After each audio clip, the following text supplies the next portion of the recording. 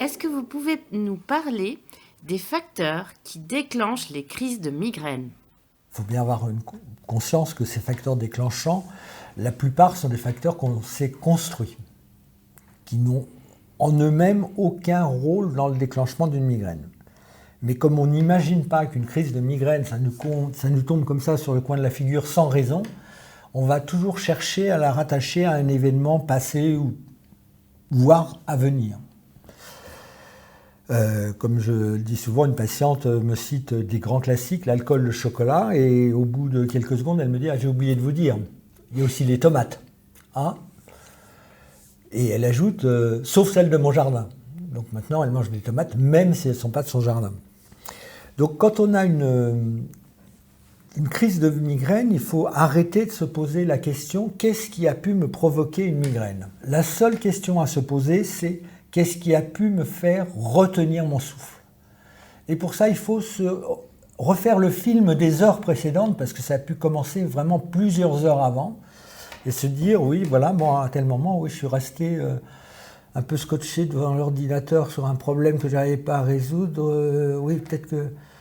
Oui, c'est là que j'ai bloqué ma respiration. » Mais ça peut remonter vraiment plusieurs heures avant. Voilà, ça c'est très important, et donc il faut toujours essayer quand même de respecter un schéma où on va aller d'abord essayer de combattre avant de prendre le médicament. Mais il y a un moment où il ne faut plus attendre pour prendre le médicament. C'est l'incendie, donc on n'est plus à la feuille de papier qui crame, là, on risque d'être à toute la maison qui est en feu. Donc il faut agir quand même à temps.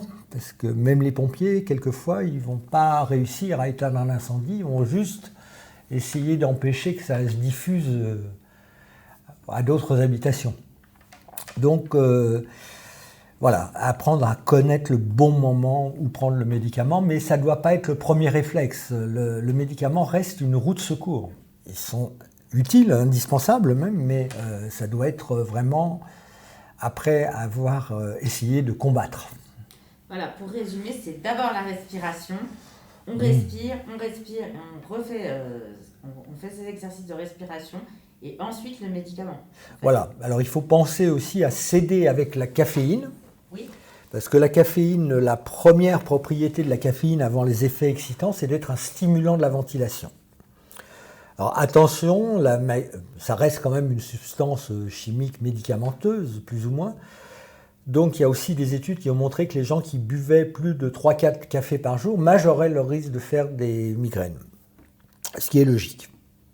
Parce qu'on prend un café à 8 h du matin, à 9 h, un en milieu de matinée, un avant de déjeuner, un après de déjeuner. Au début, ça nous fait hyperventiler. Et puis, au bout d'un moment, notre organisme ne va pas tolérer de nous laisser en hyperventilation tout le temps parce que ça provoquerait d'autres symptômes. Donc, il va nous ramener à un niveau de ventilation normal. Lorsqu'on va arrêter de consommer du café, on était revenu à un niveau de ventilation normal avec la stimulation par la caféine. D'un seul coup, il n'y a plus de stimulation et on risque de se retrouver un peu en hypoventilation, ce qui va favoriser éventuellement l'installation d'une crise. Alors la caféine, c'est bien, mais le café... Ce qui est encore mieux, c'est le Coca-Cola. C'est le docteur John Pemberton qui a trouvé la formule en 1886 parce qu'il cherchait un remède rapide contre la migraine. Dans le Coca-Cola, il y a de la caféine, dans le vrai, et il y a aussi des extraits de coca.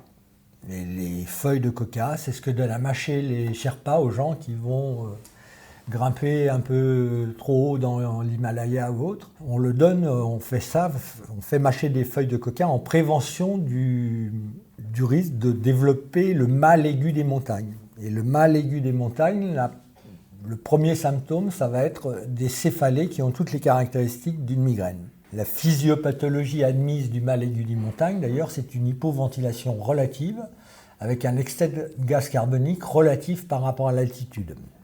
D'accord. Et le professeur Jean-Paul Richelet, dans une étude, a montré que les migraineux étaient 3 fois plus sensibles au mal aigu des montagnes que les non-migraineux. Ce qui est curieux aussi dans la migraine, c'est qu'il y a des migraineux qui, au cours de leur vie, ont eu des périodes de rémission totale, sans aucune crise, de plusieurs mois, voire années. Mais ça s'associe toujours à des changements importants dans leur vie. Une patiente me disait qu'elle avait eu 2 périodes de plus d'1 an sans aucune migraine. La première, c'était lors de la période fusionnelle avec son mari. Et la deuxième, c'est quand elle avait accompagné son mari lors de la phase terminale de son cancer. 2 circonstances totalement opposées. Le seul point commun entre ces circonstances, c'est qu'il n'y avait plus la place pour l'appréhension à court terme de faire une migraine. C'était tellement intense. Voilà. L'autre exemple, c'est Elie Wiesel, qui a été prix Nobel de la paix en 1986, qui est décédé en 2016, qui a écrit dans un de ses livres, à cœur ouvert, je crois, qu'il a été migraineux toute sa vie, sauf quand il a été en déportation. Ça peut sembler paradoxal, mais là aussi, l'horreur de la déportation a totalement pris le pas sur cette appréhension à court terme de faire une migraine.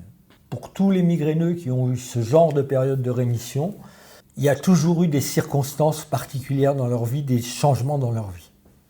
Mais on s'aperçoit aussi que dans 99% des cas, un beau jour, la migraine vient se réinstaller quand même, tant qu'on n'a pas vraiment compris comment ça marchait. Il me semble aussi que dans le parcours des migraineux, ce qui est important aussi de noter, c'est que souvent les migraineux se sentent seuls, y compris au sein de leur famille, y compris aussi vis-à-vis du corps médical. Souvent, les médecins n'ont pas le temps, les consultations sont plurithématiques, et pour la migraine, on se contente d'une ordonnance. Je t'ordonne, prends ce médicament. Le patient se retrouve chez lui, débute une migraine. L'entourage souvent juge ou ne comprend pas. « Oh, t'as encore mal de tête, prends un Doliprane, ça va passer, viens avec nous, on part au ciné, ou on part en boîte. » Et du coup, voilà, cette résignation et cette simplification, je gère ma crise finalement juste avec des médicaments, et entre-temps, je vis en apnée comme je peux. Nous, on veut le transformer en, voilà, je me mets au centre de la gestion de ma maladie migraineuse, j'anticipe et surtout j'améliore ma qualité de vie.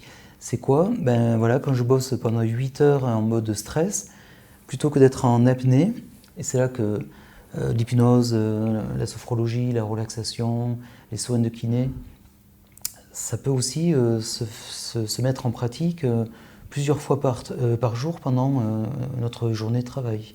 Donc prendre soin de soi, finalement, ça fait partie intégrante de la gestion préventive des crises de migraine.